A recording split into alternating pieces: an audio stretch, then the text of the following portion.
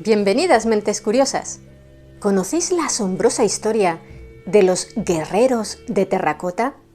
¿Sabíais que su señor, el primer emperador de China, estaba obsesionado con encontrar el elixir de la vida eterna?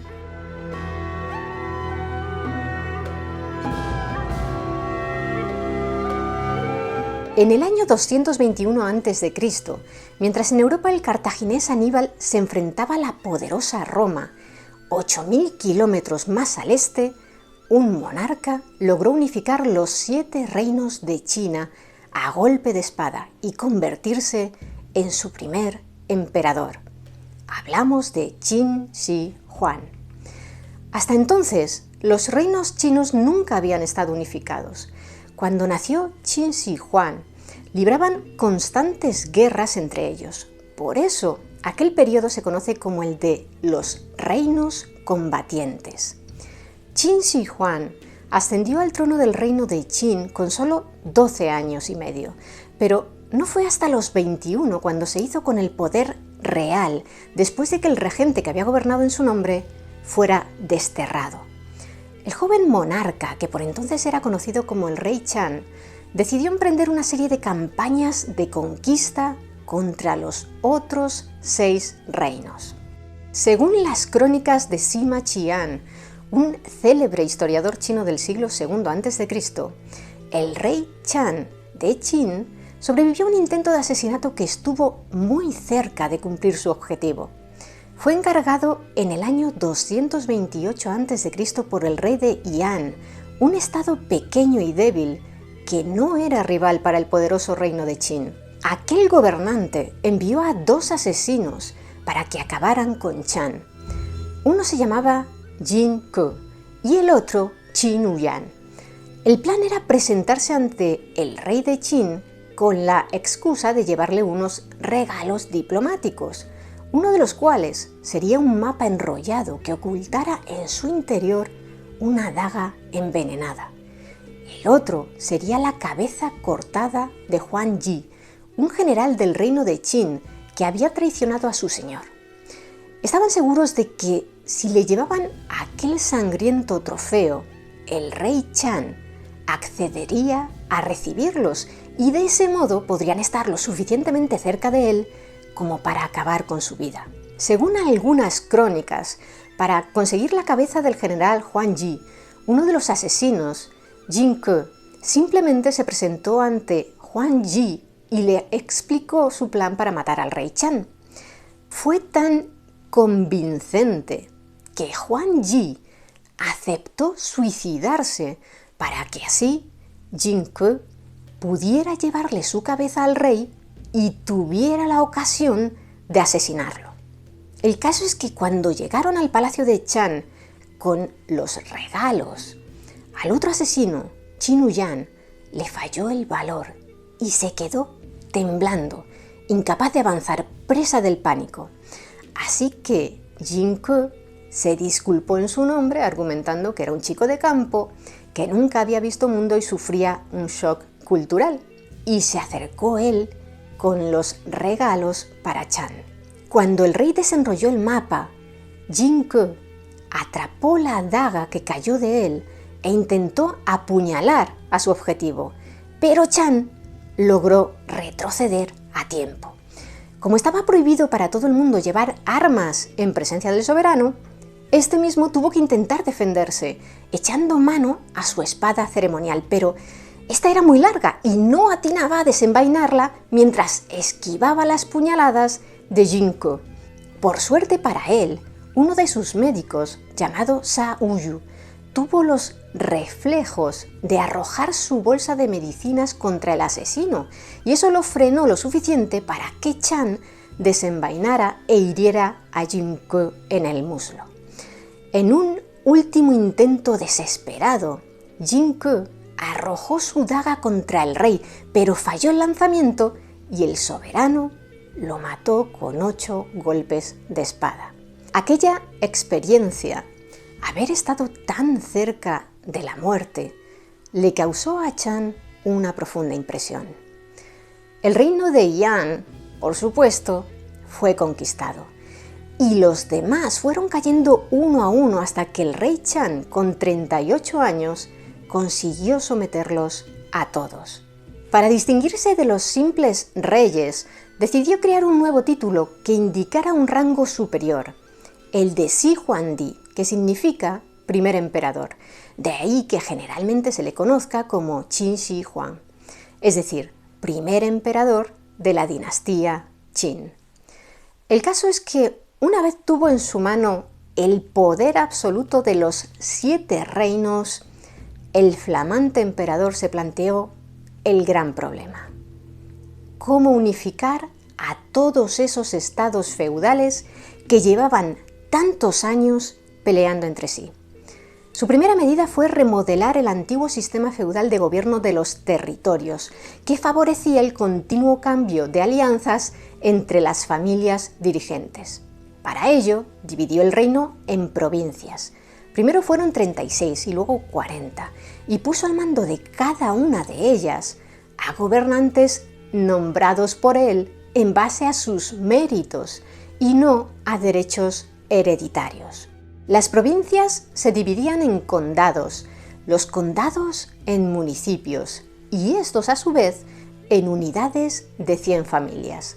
De ese modo quedó unificada la estructura administrativa de todo el país, que por cierto, por entonces se llamaba oficialmente Estado de Qin. El país no se denominó de manera oficial China hasta 1912, con la fundación de la República de China.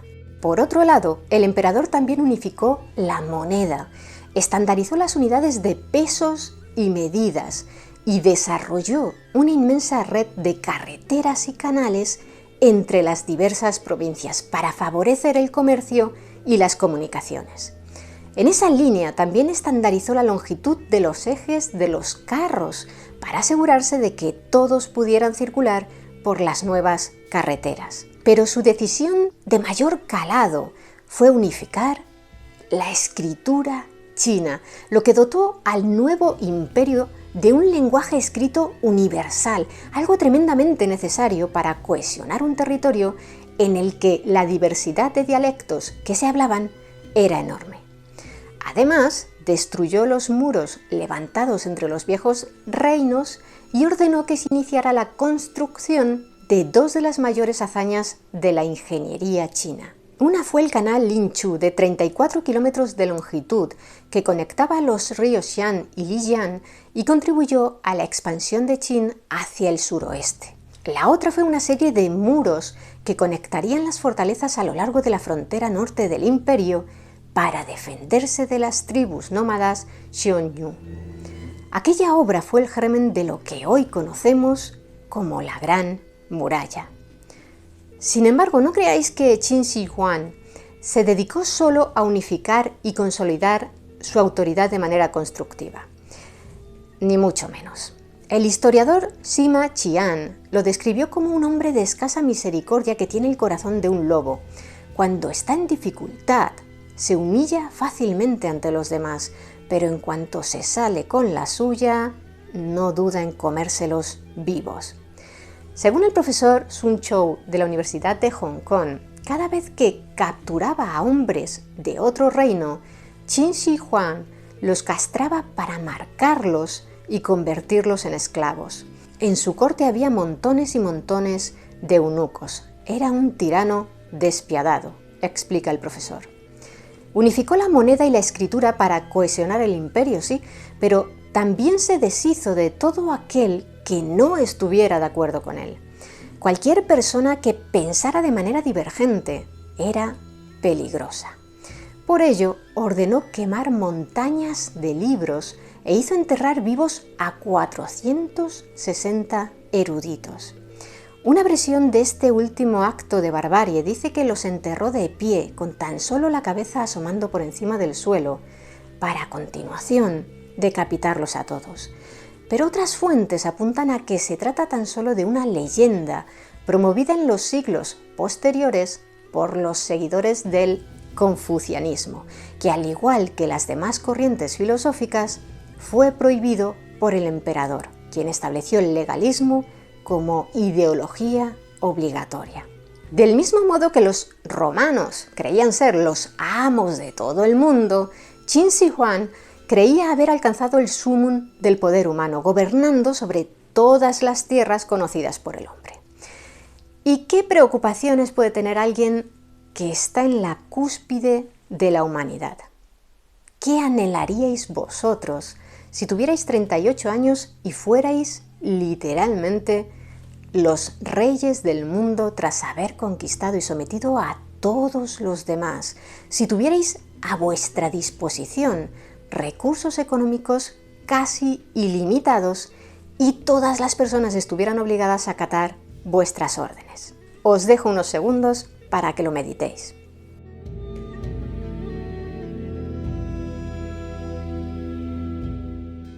¿Ya lo habéis pensado?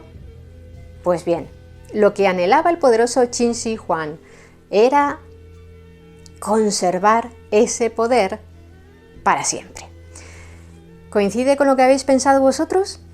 Si queréis, dejadnos vuestras respuestas abajo en los comentarios. Tenemos mucha curiosidad por leer vuestras reflexiones.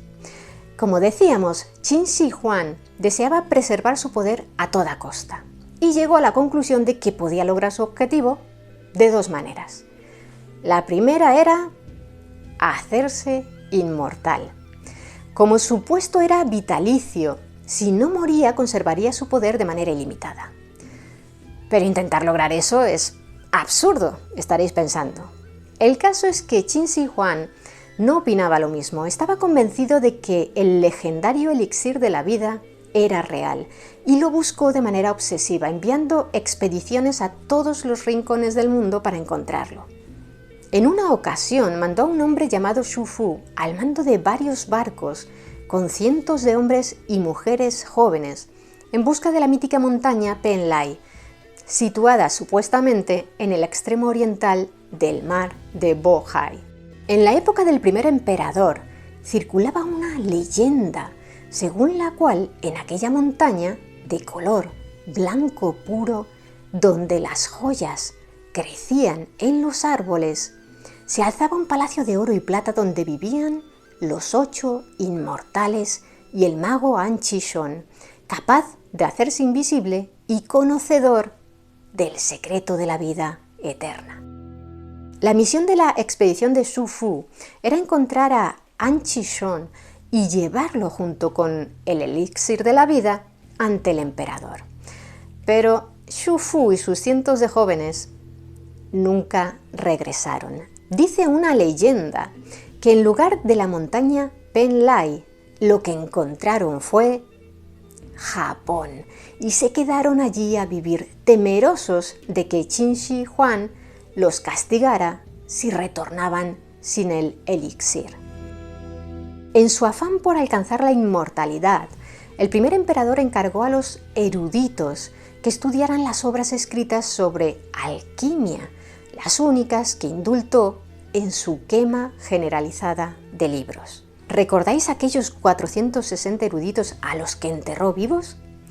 Pues existe la hipótesis de que muchos de ellos eran alquimistas y que los enterró vivos después de hacerles beber los elixires de inmortalidad que ellos mismos habían creado para poner a prueba su eficacia.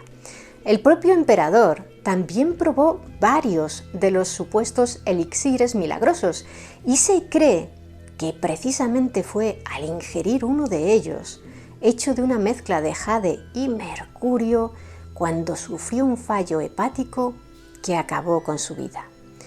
Sucedió en el año 210 a.C., mientras el emperador, de 49 años, se encontraba en uno de los diversos viajes que emprendió para buscar él mismo la montaña de los inmortales.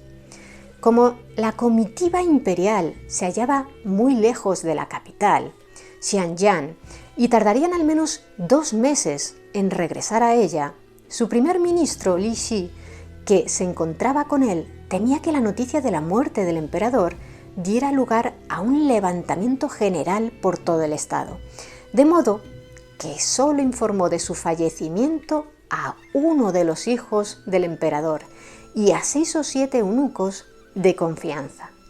Durante todo el viaje de regreso fingieron que Qin Shi Huang seguía con vida, cambiándole de ropa, llevándole comida y simulando que recibía y enviaba a mensajeros.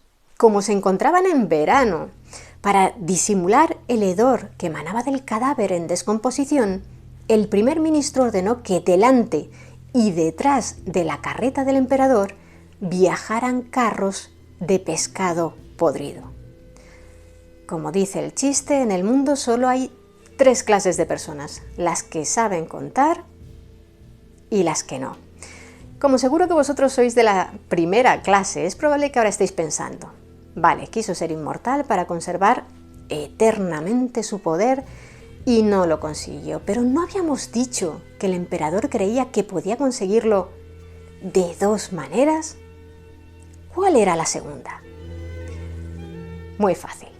Si fracasaba en su intento de alcanzar la inmortalidad y perecía, el plan B de Qin Shi Huang era seguir gobernando su reino en el más allá, protegido por un gran ejército. En marzo de 1974, en la aldea de Xi'an, a 35 kilómetros de la ciudad de Xi'an, un agricultor de 41 años llamado Jiang Zifa se encontraba muy preocupado.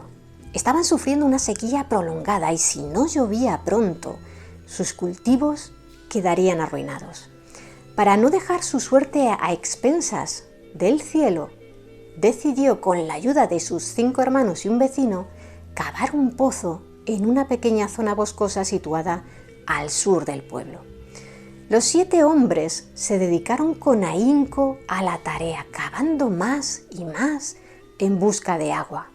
Cuando su pozo alcanzó los 4 metros de profundidad, aún no habían visto ni una gota de agua. Pero Zifa encontró algo sorprendente: una cabeza de terracota y una punta de flecha de bronce. No imaginaba que acababa de realizar uno de los hallazgos arqueológicos más importantes de la historia. El gobierno envió a sus arqueólogos y, como recompensa por su descubrimiento, le entregó a Jiang Zifa 300 yuanes, lo que él ganaba en todo un año, y que hoy en día equivaldría a unos 700 euros. Sin embargo, tanto a él como a sus vecinos los obligaron a abandonar sus tierras. Eso sí, a cambio, les entregaron otras en una aldea vecina. Las excavaciones de los arqueólogos enviados por el gobierno revelaron algo asombroso. Decenas, cientos, miles de soldados hechos de terracota, colocados en formación de batalla, listos para defender a su emperador en el más allá. Lo primero que desenterraron fue el contenido de la denominada Fosa 1, con alrededor de 6.000 figuras de soldados y caballos. En la vanguardia está situada una compañía de 204 soldados entre arqueros y ballesteros, y detrás de ellos se extienden 30 líneas de carros e infantería.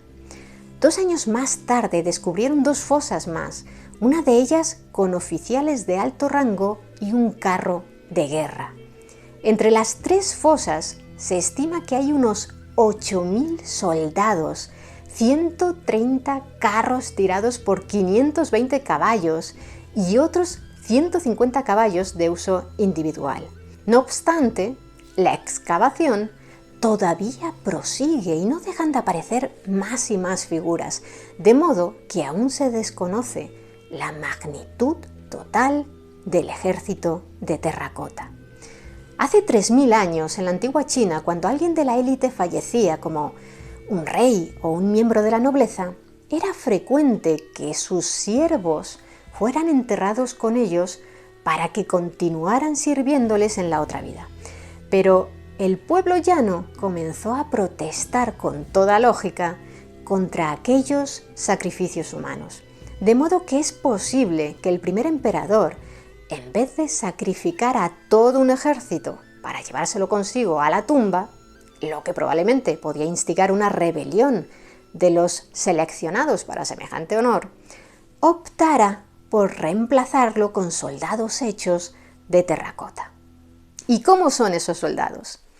La terracota o tierra cocida es arcilla endurecida en el horno. Todas las figuras están hechas del mismo material y miden entre 1,75 m y 2 metros de altura, es decir, que eran un poco más grandes que el tamaño natural, tal vez para que el ejército resultara más imponente. Por lo general, los oficiales son más altos y los uniformes y peinados varían de acuerdo con el rango. Lo más impresionante es que, pese a la enorme cantidad de soldados, parece no haber dos iguales: soldados de caballería, infantería acorazada, conductores de carros con casco, aurigas con lanzas, arqueros con armadura, ballesteros arrodillados. Todos presentan particularidades en sus uniformes o sus rasgos. Aunque los expertos han identificado 10 formas faciales básicas, no hay dos figuras que compartan exactamente las mismas características. A raíz de unos estudios que han encontrado parecidos morfológicos entre los soldados de terracota y habitantes actuales de la región, surgió la hipótesis de que tal vez las estatuas fueran modeladas a partir de soldados de carne y hueso, en la línea de replicar de manera realista las posesiones que Qin Shi Huang quiso llevarse al más allá.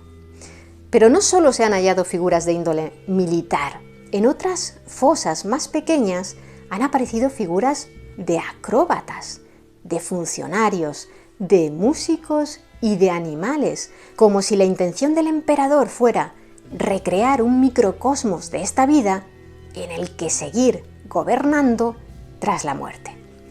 La zona donde se encuentra el ejército de terracota es solo una fracción de una necrópolis mucho mayor. De hecho, el mausoleo del emperador se encuentra situado a 1,5 kilómetros al oeste de allí.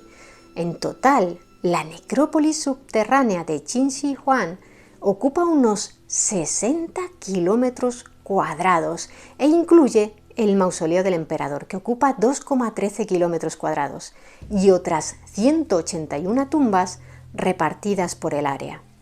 Las pruebas de prospección geofísica revelan que el mausoleo, un auténtico palacio subterráneo rodeado por muros, tiene forma de pirámide sin punta, con una base de 350 metros y mide unos 76 metros de altura.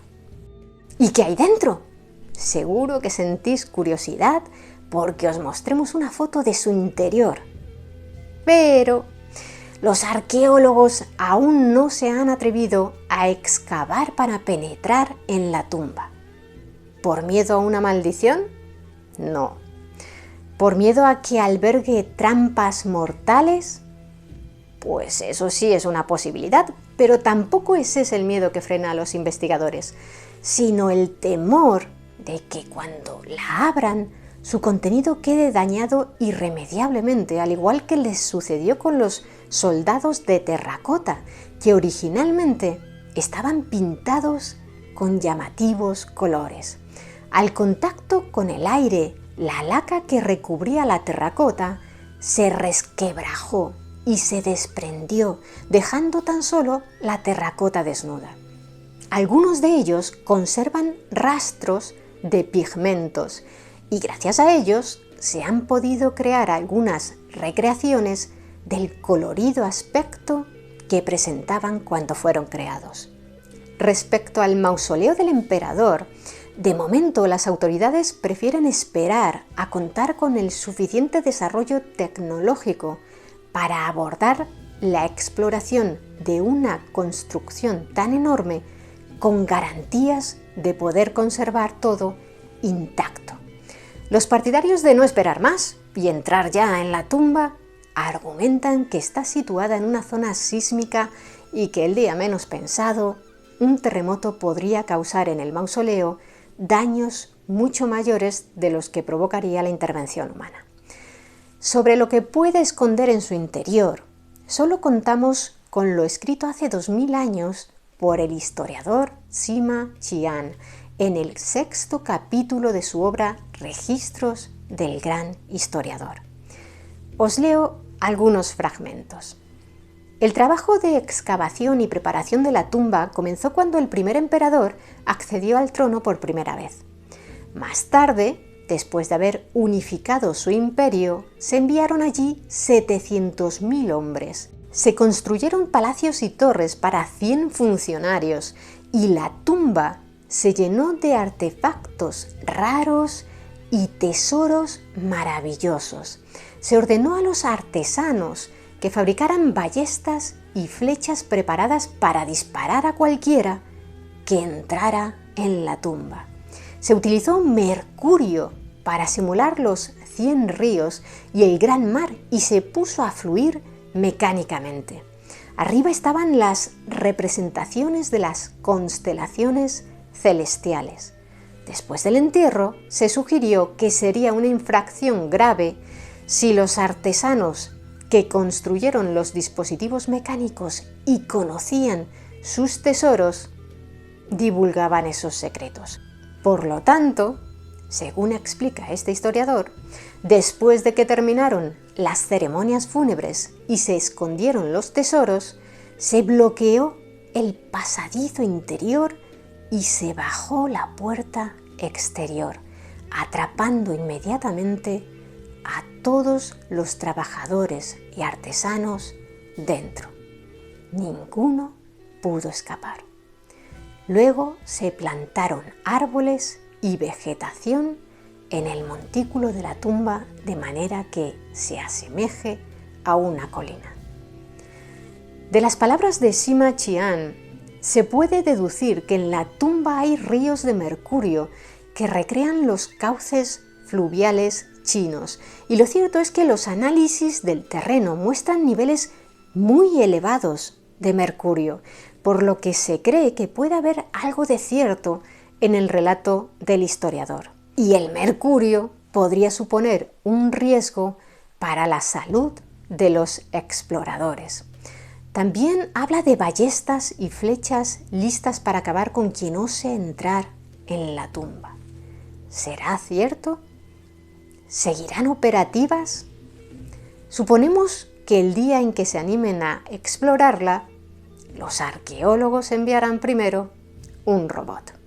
Qin Shi Huang ordenó que comenzara su construcción al poco de ser coronado rey de Qin, es decir, cuando apenas tenía 13 años, por lo que las obras se prolongaron durante 36 años, pero no cogieron un verdadero impulso hasta que logró conquistar todo el mundo conocido y se convirtió en emperador. Cuando falleció, las obras no habían concluido y algunas zonas quedaron a medio terminar. En 1979, 5 años después de su descubrimiento, el sitio arqueológico se abrió al público y se ha convertido en un gran punto de atracción turística del país, contribuyendo al desarrollo económico de la región. Por cierto, ¿os acordáis de Yan Sifa, el agricultor al que habían pagado 300 yuanes por su hallazgo arqueológico y al que habían obligado a abandonar sus tierras? Pues fue contratado por el museo que se abrió allí y en él trabajó hasta su jubilación, firmando libros en la tienda de souvenirs 8 horas al día, 6 días a la semana. Por cierto, junto a las figuras del ejército de terracota se han hallado espadas que conservan su filo y aún no se han oxidado gracias a estar recubiertas por una capa de cromo. Además de mecanismos funcionales de ballestas y numerosas puntas de flecha con medidas uniformes, pero la gran mayoría de los soldados carecen de sus armas, lo que induce a pensar que la tumba fue saqueada probablemente en el transcurso de alguna de las muchas revueltas que se sucedieron tras la muerte del emperador. Una de las teorías de los arqueólogos es que un grupo rebelde liderado por el general Xian Yu del reino de Chu penetraron en la necrópolis y tras saquearla quemaron las estructuras que cubrían el recinto funerario, que eran de madera. Al desmoronarse sobre las figuras de terracota, muchas se rompieron y con el paso del tiempo la vegetación fue cubriendo el lugar, que permaneció en el olvido durante 2 largos milenios. ¿Abrirán los arqueólogos la tumba del primer emperador de China algún día? ¿Qué encontrarán en su interior? No lo sabemos, pero el día en que eso suceda, si seguimos aquí, prometemos hacer un vídeo para contároslo.